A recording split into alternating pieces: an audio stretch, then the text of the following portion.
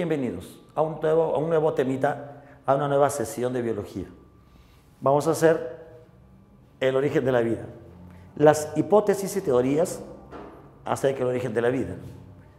Han habido muchas ideas que se han ido construyendo a través del tiempo, a través de los años, ¿no?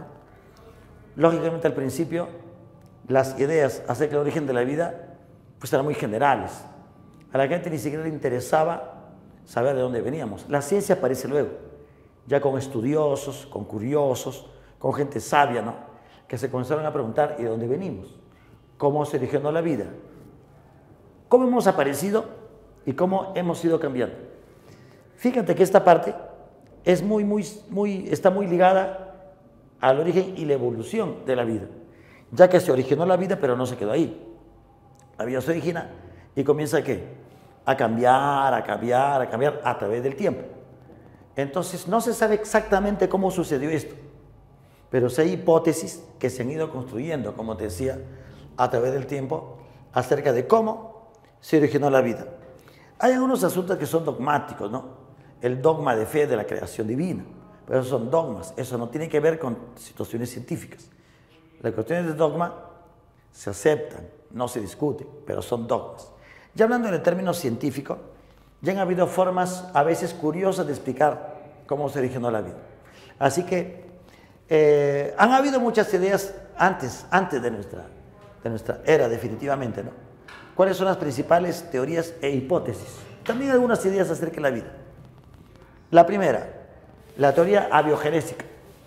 La llamaron los vitalistas. Los vitalistas decían que la vida se originaba a partir de materia inerte. El principal representante de los vitalistas, Aristóteles, ¿no? Griego. Siglo IV a.C., mira, hace más de 2300 años. ¿Qué decía Aristóteles y muchos de esa época, no? Que la vida tenía que ver con materia inerte, Por ejemplo, con el barro, con el fango, con los campos de cultivo, pero que se necesitaba aire de todas maneras. El aire era vital. Entonces tenemos por acá materia inerte, materia muerta, como te decía, ¿no? Fango, como te decía, cadáveres. Decían que de los cadáveres podían surgir insectos, ¿no? De que un caballo muerto surgían avispas, de que del rocío podían surgir insectos, mariquitas, mariposas, que de los campos de cultivo podían brotar ratones, pero ¿no? De los pantanos podían brotar cocodrilos. Y de hecho, ¿no? Salían cocodrilos. Lo que pasa es que ponían huevos, las hembras, y de ahí salían pues los cocodrilos. Que de un tronco dejado por ahí podría surgir un reptil, ¿no? Un lagarto. Entonces, ideas de ese tipo, ¿no?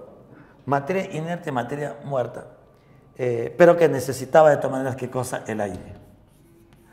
¿El aire qué cosa iba a dar? La fuerza vital. La fuerza vital, también conocida como entelequia. La entelequia era fundamental en la formación de la vida.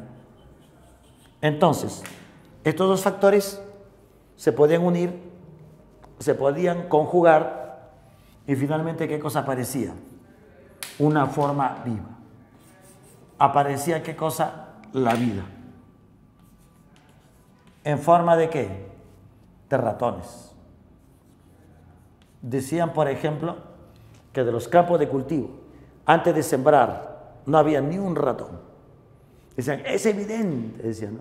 Que después de haber sembrado, después de haber cosechado, van a brotar ratones de ahí del suelo. Salían supuestamente larvas, ¿no? Larvas, o también llamadas ¿qué? Cresas, que surgían de ahí, ¿qué cosa? Moscas, insectos, etcétera. Gérmenes, es decir, sustancias que a partir de la putrefacción se iban a producir. Agua, materia inerte, cadáveres, aire. Si dejamos un recipiente tapado, se supone que no iba a aparecer vida, porque faltaría ¿qué cosa? el aire, la entelequia, la fuerza vital. Esa fuerza que se necesitaba para que aparezca, ¿qué cosa? La vida.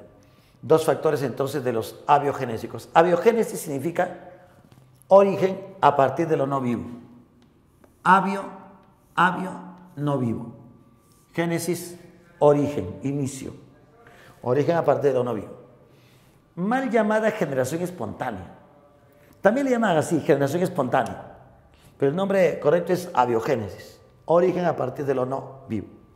Esta es la idea durante más de 2000 años se mantuvo esta idea. Durante toda la Edad Media nadie se atrevía a discutir ese asunto. ¿Quiénes apoyaron esta teoría? El famoso Isaac Newton, el padre de la física mecánica. Física absoluta se pensaba que era no, gravedad. Harvey, uno de los más importantes fisiólogos de la historia. Él descubrió lo que era la circulación, ¿no? La circulación mayor. Needham, en esa época, ¿no? Needham, por ejemplo, hacía hervir en frascos caldo nutritivo, caldo de cordero, hacía hervir. Decía, mira cómo sale la vida. Incluso los microorganismos salen por acá. Decía Needham. Ya bien avanzado, ya la edad moderna. Entonces decía que sí, debía dejar el frasco destapadito. Y cuando dejaba el frasco destapado, ¿qué cosa crecían ahí? Microorganismos. ¿Ves? Ahí está la vida. No importa que calentemos ese caldo de cultivo. No importa que calentemos este caldo nutritivo. La vida aparecerá de nuevo. Y salían. Se observaba, se analizaba y había microorganismos, habían gérmenes. Calentaba y a veces tapaba, ¿no? Pero con un poquito de aire para que entre. Por ahí ingresaba el contaminante, solo que eso en esa época no se sabía. Se pensaba que había un origen de la vida de ese tipo, ¿no? Descartes, ¿te acuerdas? Descartes en su obra, famoso por su obra, El discurso del método. Él es el autor de ese aforismo, cogito ergo sum, que significa pienso, luego existo. Si pensamos, entonces existimos, eso significa. Van Helmont, ¿no? Van Helmont era un naturalista muy importante, ¿no? Él incluso daba recetas para sacar vida. Decía Van Helmont, hay que colocar en un frasco de boca ancha, debíamos colocar ropa interior transpirada. Aquí ropita, ¿no? Y transpirada. Hay que colocar, decía él, trigo con cáscara. Trigo con cáscara, bastante trigo. Y hay que dejar fermentar durante 21 días. Frascos, ropa transpirada, trigo con cáscara, en un lugar ventilado para que entre el aire, ¿no? Un huequito para que entre por ahí el aire. Y al cabo de 21 días, que supuestamente iban a brotar de qué cosa, ratoncitos. Y salían los ratones de qué cosa, de ese frasco boca ancha. Observa. Y decía, y lo más asombroso es que de esos frascos de boca ancha van a brotar ratones completos, ratones sanitos, ratones con capacidad de reproducción igual como si fueran los otros ratones. Son los ratoncitos producidos de manera tradicional, se podían cruzar con estos ratones y salían nuevos ratoncitos. Entonces no había forma de verificar. Si tapaban totalmente el espacio, decían no va a entrar el aire. Lo que sucede, y ahora sabemos eso, es que los ratones pues venían, no sé, hay comida y ratoncitos. Entonces venían por ahí, se metían y tal vez venían algunas hembras preñadas, entonces salía por ahí ¿qué? Ratoncito. Pero no había forma de verificar. Oye, Helmont tiene razón. Si lo dice el sabio, tiene razón. No había verificación ni reproducción del hecho. ¿Qué te parece? Eso pasaba con Helmont. Hasta que en el siglo XVII aparecen los biogenésicos. Los biogenésicos, ¿qué cosas son? Los que se opusieron a los pensamientos vitalistas. Bien avanzado el tiempo. Siglo XVII, ya después de Cristo. Siglo XVII, mira. Eso significa biogenéticos. Francisco Redi, un médico italiano, es el pionero de los biogenéticos. A ver cómo es eso. Francisco Redi dijo, a ver, si nosotros colocamos frasquitos y mosquitas que estén pululando por ahí, va a aparecer vida. No, pues tú tienes que tapar el frasco, decía. Fueron de los que refutaron en el siglo XVII. Lázaro Spallanzani, un médico también, otro médico italiano. Él se opuso a lo que decía Nitschke. A ver, Nitschke, ¿qué decía? Te contaba. De que en un frasco ponía a calentar caldo nutritivo, pero iban a salir microorganismos. Spallanzani dijo, oye, sí, pero si tapamos bien el frasquito, no va a salir vida.